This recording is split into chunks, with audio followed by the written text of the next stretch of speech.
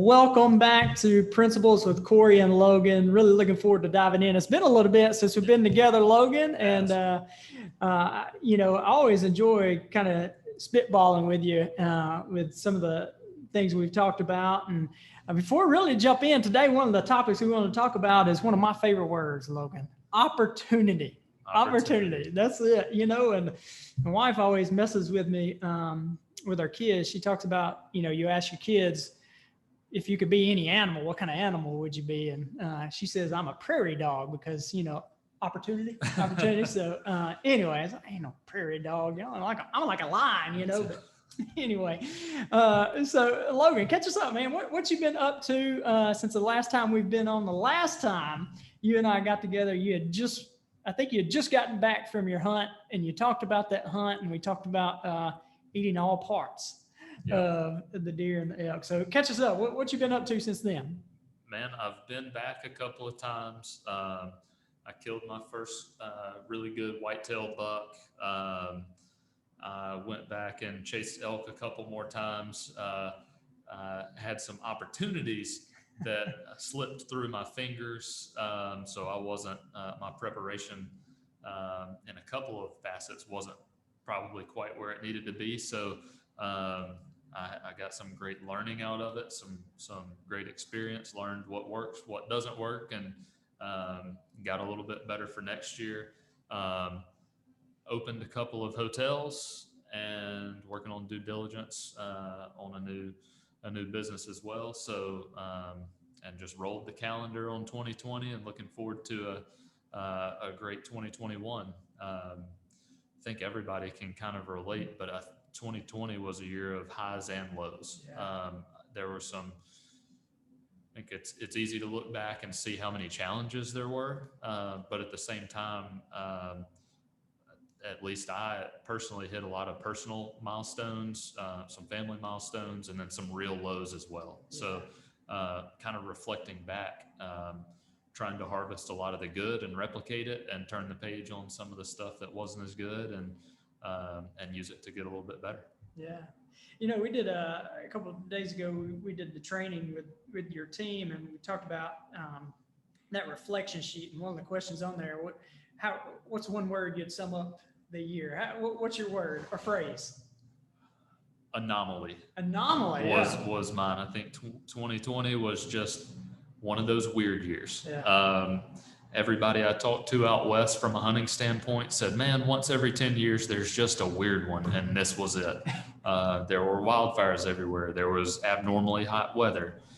When you look at financial markets, you thought they would do one thing. They did something else. Then you adjusted and they did the thing you thought they were going to do to begin with. The beginning of the year, I said, oh man, with all of this volatility, everybody's printing money, all the stimulus packages, you're going to see Bitcoin skyrocket. Mm-hmm. You're going to see gold go up. Well, 2 months in, none of that had happened.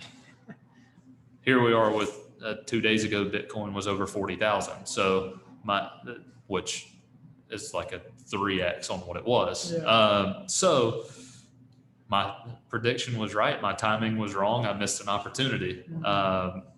But all that to say, I think 2020 was just kind of an anomalous year, and ready to get back into maybe not normal, but just get back into routine. That's kind of what my teams are focused on this year is let's get back into routine. Let's get back to trying to meet and exceed our goals. Let's set good goals this year, and then let's get back to our plan of attack and maybe not normal, but routine. Yeah.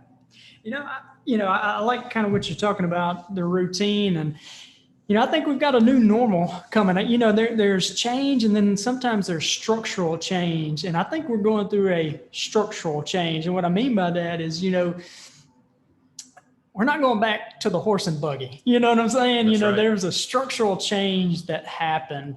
We're not going back to the rotary phone, right? A structural change happened. I think we're going through a structural change where there is a kind of a new normal in a lot of different industries like education and, all over too. And I'd like to dive in here in just a few minutes about opportunity, because you're in that hotel industry, and that was an industry that was hit hard, right? Yet you guys still opened up hotels in 2020. Overall, how many hotels did you guys open up? We opened up 4 hotels in 2020. Yeah. That's not a small thing. No, typically, I mean, not typically, but opening a hotel it's a big deal. It's a big job. The teams did an amazing job to make it happen. Construction crews worked through it. I mean, there were very odd, anomalous delays with, hey, this contractor is supposed to be here, but now they've got a 2-week delay because they've got a quarantine with COVID. Opening inspections may or may not be virtual or in person. Very odd. Everybody learned how to adapt. And I think we talked about this right when COVID hit last February, March, but there's going to be a great season of opportunity to capture talent, number one, and number two, the people that and the companies that evolve and adapt the fastest are going to win.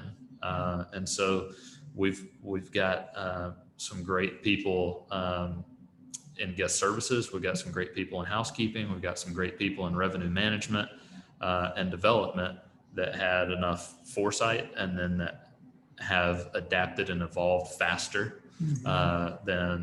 than some other folks out there that have allowed us to, where we may be down, our market share is up, and we're positioned to be able to roll that extra market share into capturing the talent that's out there, so that hopefully when markets normalize, we can retain that market share, but that pie is going to be a little bit bigger. So that's kind of what we're focused on right now. Yeah.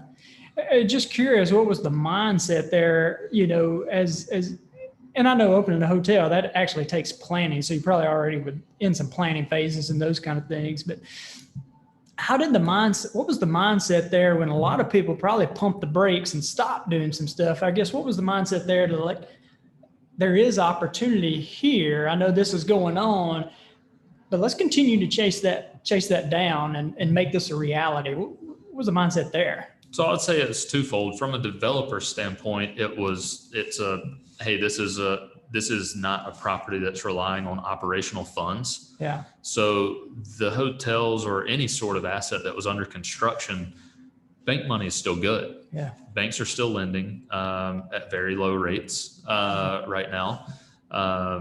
So granted, these types of things are locked in, at some point years in advance, 12 months, 18 months, 24 months in advance. But you're not really hitting any hiccups in terms of financing typically, unless you see extreme rises in construction costs, which we did see. And then some pretty big supply chain hiccups. Hiccups may be a bit of an understatement. Some serious supply chain disruptions that impact everybody. Everybody saw what happened with toilet paper.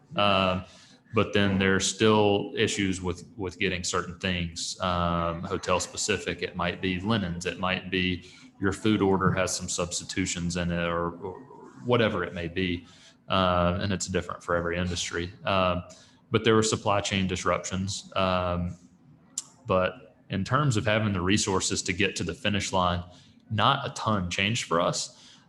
What did change was the mentality of what happens when you get to the construction finish line, which is the operational start line. So we just kind of call it the new start line. So when we get to the new start line, congratulations, let's celebrate the victory. You did an awesome job getting this hotel open. Now we've got to ramp up. What changed a lot was the ramp up process, because businesses aren't traveling as much. So your market segmentation, your revenue mix is going to be much, much different. And so the way that our pricing strategies and sales strategies look had to reflect that. To me, it was extremely exciting because we kind of could isolate some of the variables. And because the pie was so much smaller, we could our teams just said, hey, look, the pie is smaller, but we have the best new product in town and we can build the best team. So we should be able, we've got that talent. We've got, we're not in the same boat as other properties or markets or whatever that may be having to cut because they're running on ops funds. So now we're running on the same construction budget, we can go hire the talent that we planned on hiring anyway. Now, let's get that talent and let's go capture the market share. So we were actually, from a piece of the pie standpoint, able to get a bigger piece quicker because we came in with good talent and we came in with the newer product.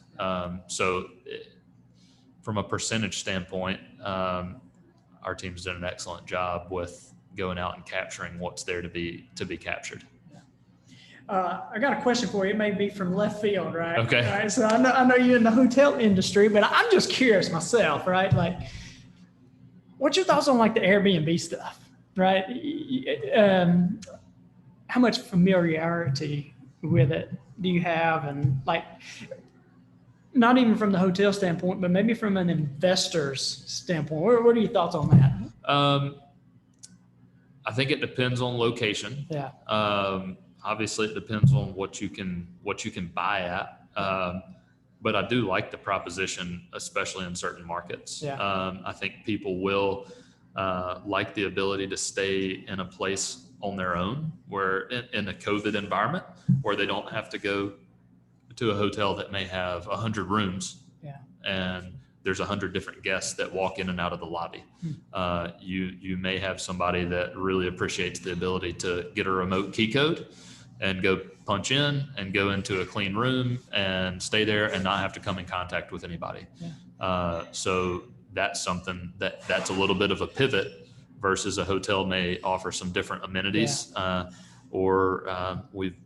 We've managed some hotels that have a pool table or billiards table in the lobby where people used to come in and get a snack or get a beer at the shop and go over there and shoot pool and mingle, where that may have changed with COVID, has changed with COVID. So I think there's some really good opportunity with things like that.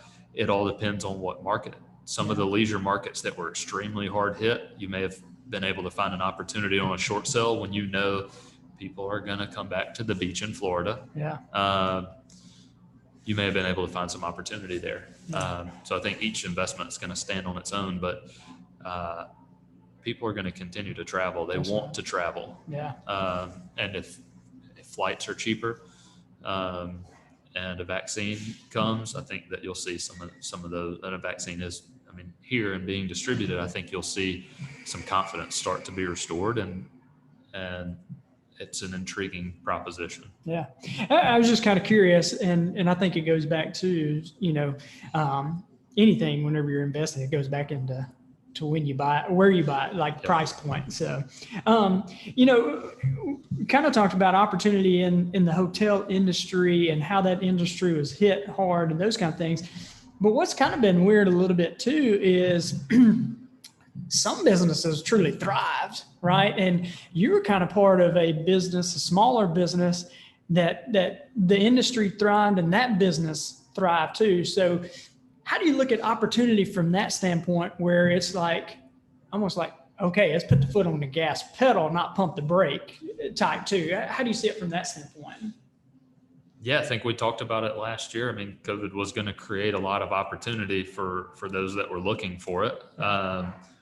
Some people happen to just be in the right place at the right time and be in a good industry. I was talking to a gentleman at church the other day that he was like, yeah, I had a good amount of Lowe's stock, and he's a pretty happy camper, because I don't know if you drove past Lowe's, you couldn't even get in the parking lot. Yeah. Basically the first 4 or 5 months after COVID, people are stuck at home, and they said, hey, I'm gonna do some home improvement projects. Yeah. If you're in the landscape industry, if you're in the furniture industry, people wanted to make improvements at their house.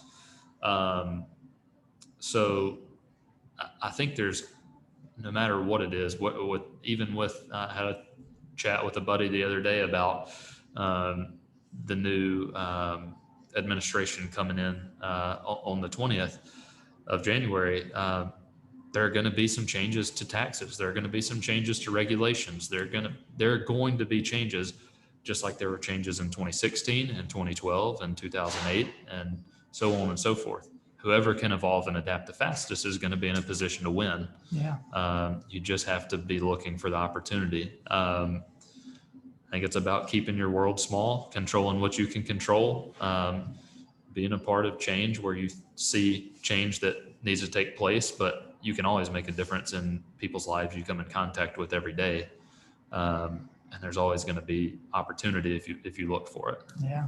I'm seeing a lot of people, in that position where maybe their industry was hit hard and they've kind of had in the back of their mind starting up their own business. These are professional people that are going out and starting up gyms and starting up, what would be considered non-professional things, but they're seeing that opportunity and it's giving them that platform to, what, now is the time to take that step out.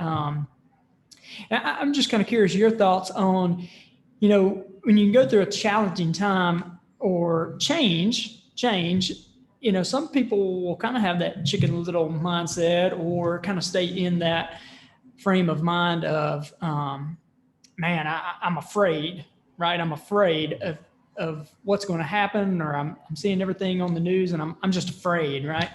How do you shift that mindset from looking at it from that standpoint to shifting it to what's the potential and what's the opportunity here? How do you do that? Well, I'd say it's two or threefold. One, I think one thing I've learned from you over the past year is if you think you can or you think you can't, you're right. Yeah. Yeah. So I think flipping the switch on that to thinking positive and having a clear vision for where you want to be, and then a desire to really go after it are important. The other is a lot of people look at an investment or a job or whatever it may be with what's the upside? Yeah. My first question is, what's the downside? And if there's a good way to hedge the downside, then my question is, why not? Yeah. And so that's kind of what I look at. I've heard some really smart people talk about negative visualization, even what's the worst that could happen, and kind of going down that mental that thought exercise and thinking, okay, what is the worst that could happen with this? And if you can live with that outcome, go for it. That's personally not the route that I take, but I've seen that work for some people really well. I try not to get carried away with the upside before I ask what's the downside. Not get too emotionally attached to it. Right. Because if I'm content with where the downside is and what hedge that I've put in place to, or can put in place to protect against it, now I can start to impact the upside. Yeah. So I typically look for things where the downside is hedged and either the upside is good enough or I can add value that will increase the upside. Yeah. Yeah. My natural tendency is to always at the upside. I'm always looking at the upside, and that serves you well to a degree, but also know you cannot rely on that. So kind of the thing that I do is almost like what you said. I'll ask is, what is the best case scenario? What's most likely to happen? And then what's the worst case scenario? And that, am I cool with that? Right. Can I live with that? And, if I can, it's all good. But I'll tell you, my biggest, my first step though, is I ask my wife, and if all she gives me a little yellow light, that's all I need is a yellow light to just move forward. I just need the little yellow light. So anyway. So in your world, yellow means go. It means let's go. Okay. Let's go. It's like, hey, you know what? Let's proceed with a little bit of caution, but let's go. It's funny. It seems like the people that I've partnered with in life are all, their question is, what's the upside? Yeah. My business partner, he sees the upside. Yeah. My boss, he sees the upside. My best friend, he sees the upside. What's the opportunity? And I'm generally the one that says, what's the downside? And they know if I'm on board, they can take care of the upside. So you're probably the yellow light. In fact, I was talking with my boss the other day about something, and he gave me some numbers. I went back and chewed on them for a few days and went back to him and said, here's what I think, X, Y, Z. And he said, I said, before I talk to so-and-so about this, I'm just going to take 20% variance on the negative side. And he said, well, yeah, I knew you were going to do that. So I already gave you 20%. I said, yeah, but my job's to take another 20. Yeah. But he knew, in us working together for 6 years, Logan's pretty conservative. I'm just going to go ahead and put a haircut on this, and it'll fit his parameters. Yeah. So he tried to slide that one by me. That's funny. Yeah, you know, I say that about my wife, but I also know my wife is very wise. She's also very discerning too. But she's also super supportive, you know, and so if she gives me a little bit of yellow light, I'm good with her wisdom there and her discernment too, because I mean, I don't think I'm an idiot, you know, that I've already done some research before I get to her, and just need a little bit of yellow light. That's all I need, Logan, just a little bit of yellow light. So, you know, I kind of want to jump into some of these. I think, man, I really see an opportunity really right now for small businesses to really get going. I think we talked about it last year when this first started. Everybody's coming back to the starting line, right? I see the playing field start to level out, you know, just a little bit. And I see a lot of opportunity for small businesses.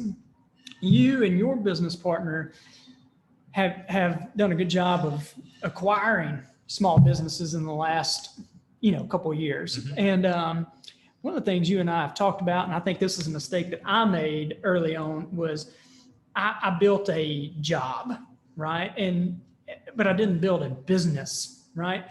What are some of the mistakes that you see, or not mistakes, let's say it like this. What are some areas of improvement for small businesses to really set their business up for success? So, yeah. I would say, if you haven't already, go get Rich Dad, Poor Dad. Yeah. Or the Rich Dad, Poor Dad cash flow quadrants, and figure out, do you have a business? Do you have an investment? Are you an owner, or do you own a job? Mm-hmm. Figure out where you fit. Make sure you're putting yourself in your strength zones. But that's been a big thing for me to kind of evaluate things, is how does this business function if you pull that owner out? Yeah.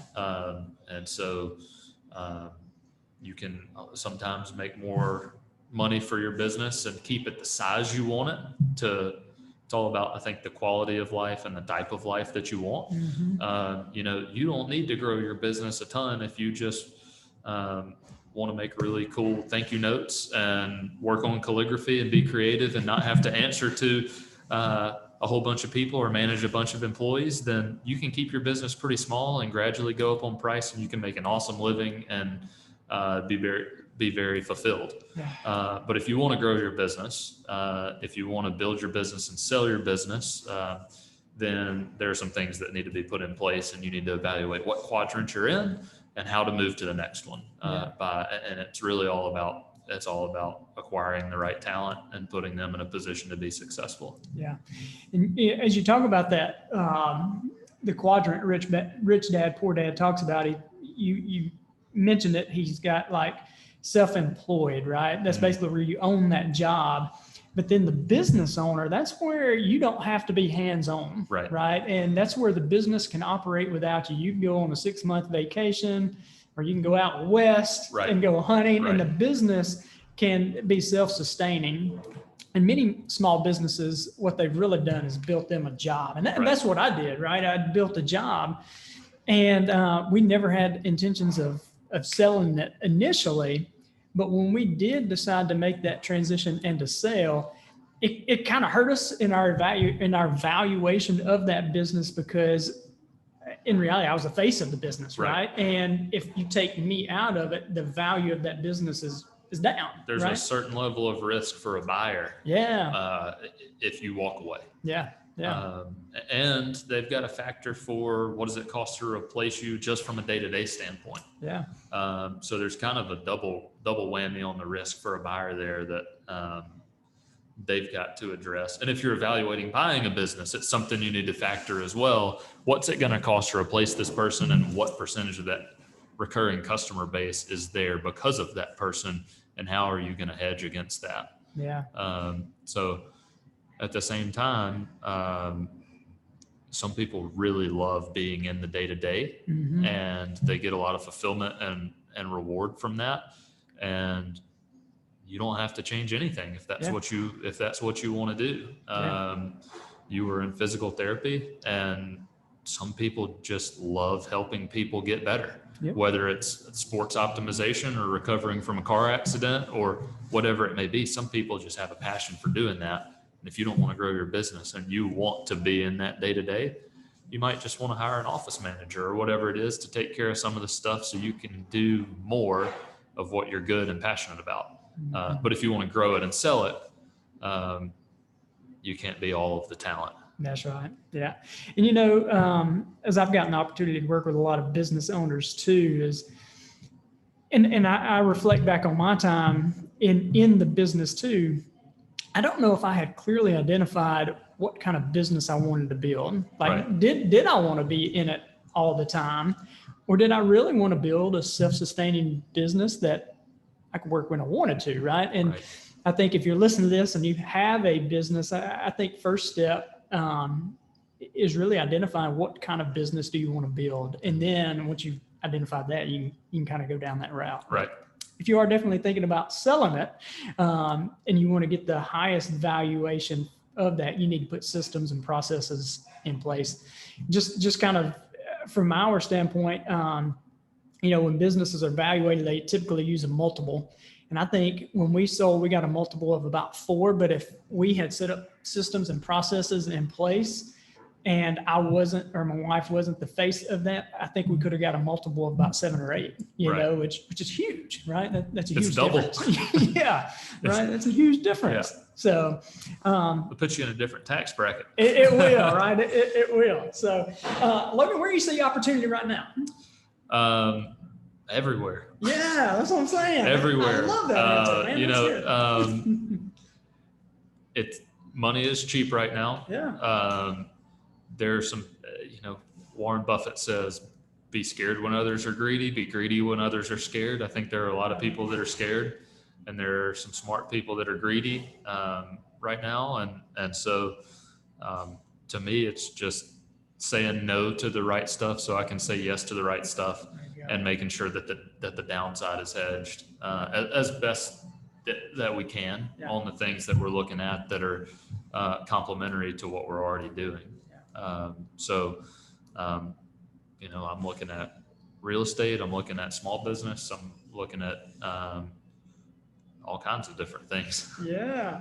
So let me ask you this, Logan. So if somebody's got that business, if you got a plumber or electrician out there. I love service industry. Yeah. I love service industry for myself and my partner. Yeah. Specifically, send me an email if you don't like doing back office stuff. If you don't like having to handle payroll and making sure accounts are funded the right way and that manage cash flow, there's some really, really talented people out there that just want to do more of what they're good at.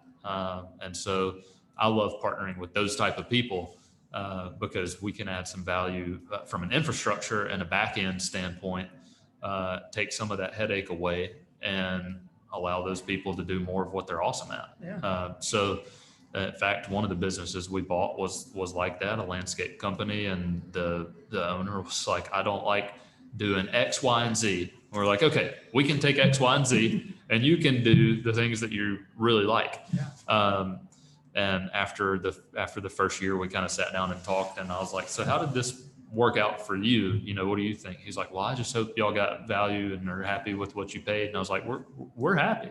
Yeah. And he was like, yeah, my wife said she's never seen me less stressed in the last 10 years. Yeah. So, he's got to pick and choose the stuff that he enjoys. And then, not that there aren't ups and downs, of course. And everybody's got something in their job description they don't like doing, and it's just necessary. But on the whole, it was a big win for us and a big win for him. And, I love being involved in stuff that's mutually beneficial. Yeah. We were talking before. I like to be 49-51 and everything, where somebody feels like they got a little bit more value than they gave in something, so they leave with a good taste. Yeah. So that's good.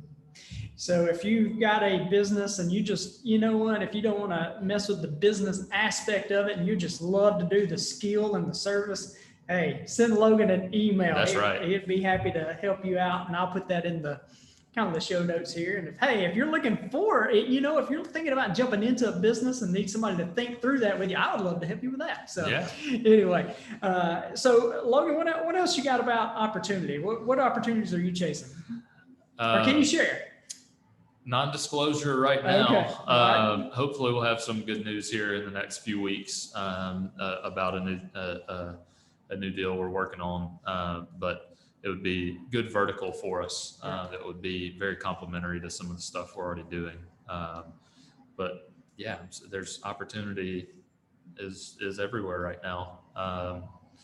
So I mean, there was just another round of PPP funding, and I think there's at least some effort to help the small businesses out there. And I would say to everybody, so, the harder hit industries right now are going to be your restaurants and tourism. Yeah. So if you can go and support your local grocery stores and your local restaurants and your Tupelo to go or whatever it may be, go try to help those folks out, because they've, at least in Tupelo specifically, man, we were really blessed the last few years to have our local food scene come such a long way. Yeah. I mean, we had great local food. I'm always proud to take out of town friends from Atlanta or Birmingham to these restaurants here that are on par with some of the stuff that we'll drive to Atlanta to go eat at some of our favorite places for the weekend and see some old friends.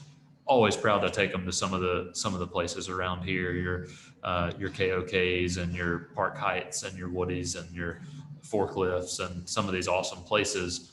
So really work hard to support them right now, because they're working on limited capacity, and those people that work in the service industry, and tip them well and try to take care of them, because that's a tough industry, in addition to some of the travel industries. But outside of those things, man, there's a lot of opportunity and support to small businesses right now. So protect the downside and then dive in. Yeah, that's good stuff. Logan, let's wrap up with this. I think this would be kind of cool. Let's do some rapid fire. Okay. I ask you a question, then you ask me one. All right. If you got something. All right. So we'll just go rapid fire. So what are you most excited about right now? Ooh, the non-disclosure deal. Yeah. That sounds fun. I would say I'm most excited about that right now. And in tandem with that, I'm really enjoying getting back into routine. Yeah. I've enjoyed I don't know what it was about flipping the page and closing 2020 up, but it just seems like it's been easier to get in routine this year, and kind of feeling like back in the saddle again, and excited about just opportunity that's out there. So what is your number one goal for 2021? Number one goal in 2021, a lot of it is more of a vision statement type thing. I want to, and I used to do like financial type stuff, but that doesn't excite me. Impact excites me. I would love to help 5 people start a new business. And then I would love to truly, and impact is hard to quantify. So, one of the first things you asked me when we started coaching was, how do we know if we're making progress? And progress is really results, right? Are you getting results? So I would love to come alongside 30 people and help them get the results that they would want, including those 5 new businesses. So that's something I'm kind of looking at. Awesome. Yeah. Awesome. Yeah. All right. Biggest lesson of 2020. Oh, I feel like I would need to segment that into different facets of life. I could tell you what hunting lesson and what financial lesson and whatever it may be. But I would say 2 things that I like really, there were 3 really big things that I would say that I learned. One is that whoever evolves and adapts the fastest is going to win. This was my first, I was in college when 2008 happened, I was in high school, but the financial ramifications from 2009 to 2013, I was in college. And looking back on, I was studying it and getting a finance degree as it was happening. And then kind of about 16, 17, I realized like how big it was. And I feel like I started to see it in color instead of black and white. Looking back at it and thought, man, I want to be ready when the next season of opportunity hits. How can I get enough cash saved up so that I can capitalize it when the next thing hits? Can I pause you right there? Yeah. Because something you and I have talked about too. You don't even have to have the cash, which is. That's what I was getting at. Anyway, go ahead. I'm not to that point. I'm not where I wanted to be today to capitalize on that opportunity. But when COVID hit, I felt like this is it. This is that 2009 type of opportunity. How can I capture some of it? And then how can I help other people capture some of it and realize that, yes, there are there are a ton of negatives, but there's also opportunity. There are also some positives, and you've always kind of preached harvest the good. So how can we maintain some positivity and really harvest the good out of this time, whether it's spending additional time with family, maybe it's ability to travel cheaper, maybe it's my passion is to spend time outdoors in the West. Well, that is social distancing. So how can we take some of the good, as cliche as that sounds? I would say another thing that really hit home this year is life is short, with the passing extremely suddenly of my father-in-law. And that's been the closest loss that I've experienced. And so I would say that has kind of shaped the way, it's really shaped the way I've planned for the future now, in terms of I'm way more guarded with how I spend my time. And those that are close to me have always teased me about it. Like, well, Logan's not going to act like he's excited about being somewhere if he's not. Like, it's a point to the point, like I have to do some self-reflection and say, okay, like, be happy at the party. It's a party. You're supposed to be happy and talking to everybody and jovial. But I've become even more like that now, of savor the moments that you have with people and really be intentional about planning. I get to see my best friend once or twice a year because he lives in Nashville and travels for work. Well, we've been more intentional now about how can we get 3 or 4 times a year on the calendar, because if you play the odds and you live to life expectancy 80 and we're 30, that means if we see each other 4 times a year for 50 years, we've only got 200 more times to hang out. So way more intentional about that. So I would say those are the 2 biggest things that I learned this year. Those are big. I was with you. That's one of the things I told my wife about the 2008, 2009. She was in college and, all those kind of things. I was like, I want to be ready for when that happens again. And, trying to set herself up for that. But then, like you're saying, capital, you don't have to necessarily be the one with capital, right? If you can get creative. Well, that's what you taught me, is be a connector, right? And so sometimes you can see some upside if you just have the ability to connect people that are prepared for an opportunity with an opportunity. And so you've kind of taught me that over the past year about, like, hey, just be a connector. And, at some point you're going to get some compounding returns on connecting people. So that's good stuff. What massive action are you taking to accomplish your goal, for your chief goal for 2021? The biggest massive action that I am taking right now for that, I think, is making myself more valuable. So I've been really very intentional about my own personal growth. And you talk about your time being very important. I know how easy that it's easy to allow that time to get out of balance and out of whack. And I've done that in the past where it's kind of hindered other areas of importance, like faith and family and fitness and all that. But for me, the most massive action I think I can make, and that I'm trying, is so I can add the most value to other people. I need to continually be growing myself and making myself more valuable. Because I mean, you think about you're growing, right? And other people that I get the opportunity to work with, they are growing. And if I'm not growing, then eventually, we talk about it all the time. If you're not growing, you're not just standing still, you're getting left behind, right? So for me, that I believe is the most massive action that I can take, most underlying massive action that I can take. So, and then steps, is marketing and actually getting out and adding value, those kind of things. But I think the number one thing is making myself more valuable and savoring and really holding that time of my personal growth time. So right. Yeah.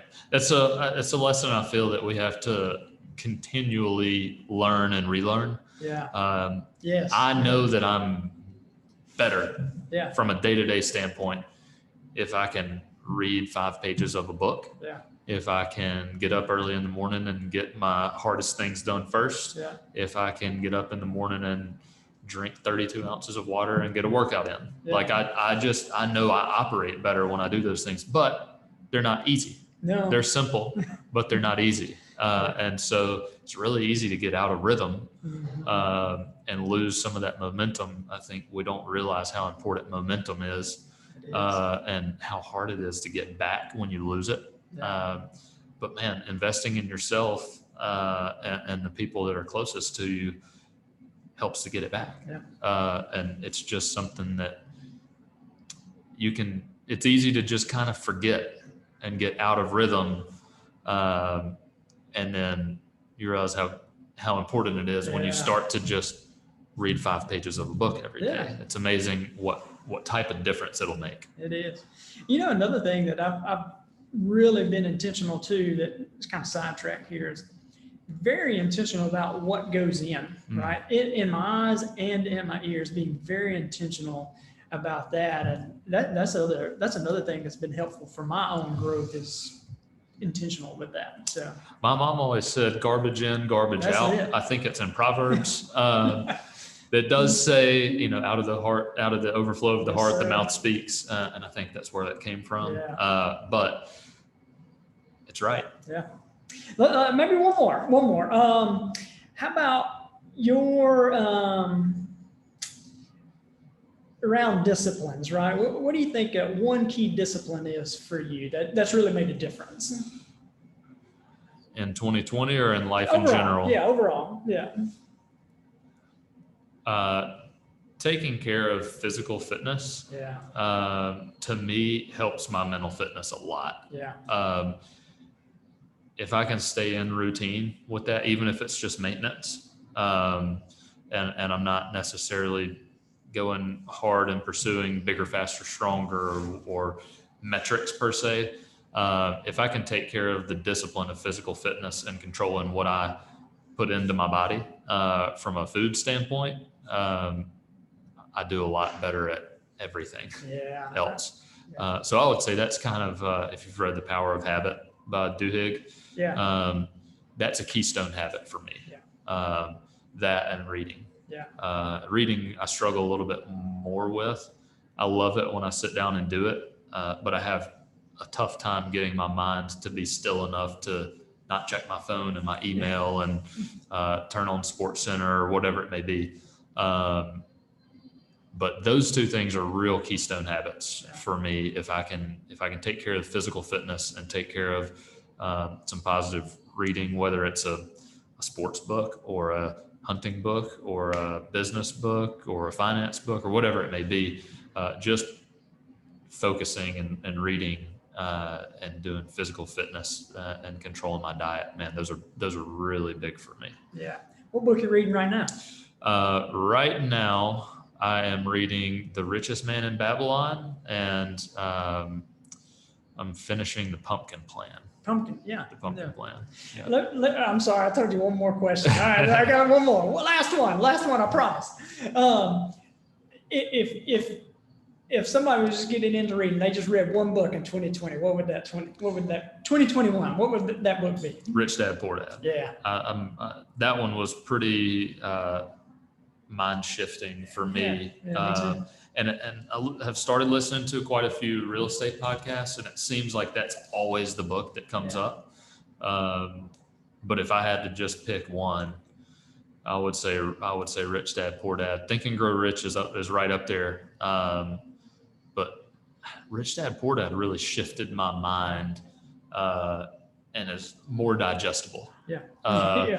Think and Grow Rich, though, it will change if you will read it and follow the steps, both of those books can change your future. Yeah. There's been a few books that have really made a mind-altering shift, and Rich Dad, Poor Dad was one of them. Think and Grow Rich was another one for me. Once I was taught with it, reading through it the first time, it was, I don't know, I guess the first time I read it was a little over my head. Yeah. But, as I've grown, that book has really been for me. So. Yeah, I have, my best friend and I are working on doing some stuff together, and when we talked about it and we started saying, hey, we're going to take some action so that this actually happens and we gain some momentum, I said, as a prerequisite, there's 4 books that you need to read: Think and Grow Rich, Rich Dad, Poor Dad, Profit First, and As a Man Thinketh. Yeah. Those are all books we've covered in our mastermind class. Yeah. And that's probably not a coincidence. Yeah. Well, no, we haven't covered Rich Dad, Poor Dad yet. That's one that was recommended that I did, but I think it was on your reading list as well. Rich Dad, Poor Dad, I would say edges those out, but the ability to apply that knowledge is pretty great. Yeah. But it's just paradigm shifting book. Yeah. So I would definitely recommend, if you're a business owner, you need to read it. Yeah. It should be required reading. Like when you go to the Secretary of State's website to form your LLC, it should say, have you read Rich Dad, Poor Dad? If no, come back after you can answer yes. Yeah. Yeah. Otherwise you're not going to be in business. Yeah. Right. So, and accountants should recommend that if they're your accountant, you should read it. Yeah. So, that's a good one.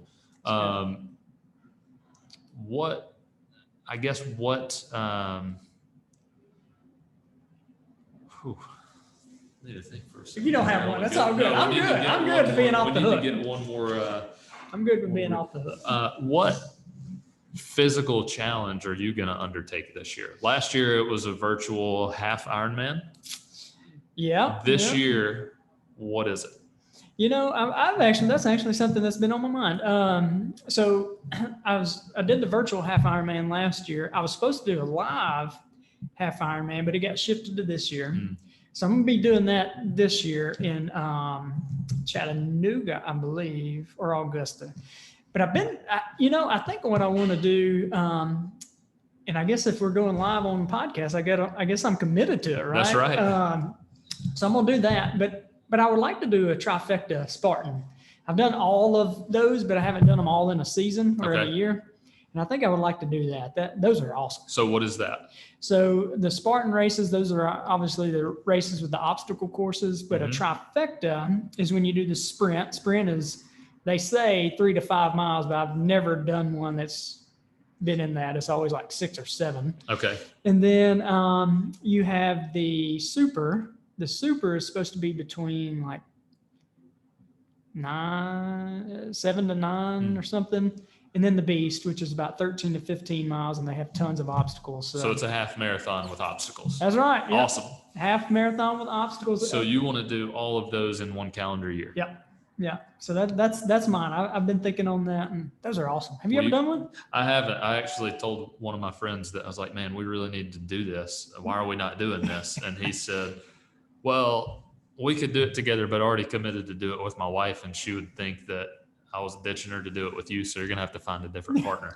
But it's been on my mind that it would be something competitive that I would enjoy doing, more so than just training to go run or whatever it may be.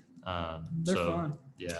We did one in Carolinas a while back. We did one of the beasts, which is at 13 to 15. I can remember we were running through a swamp out there. I was like, man, there's some alligators out here. I don't know what in the world they got us out here doing. And I our friend that we know, Neil Dean, convinced me to do a ultra, which is like 30 miles.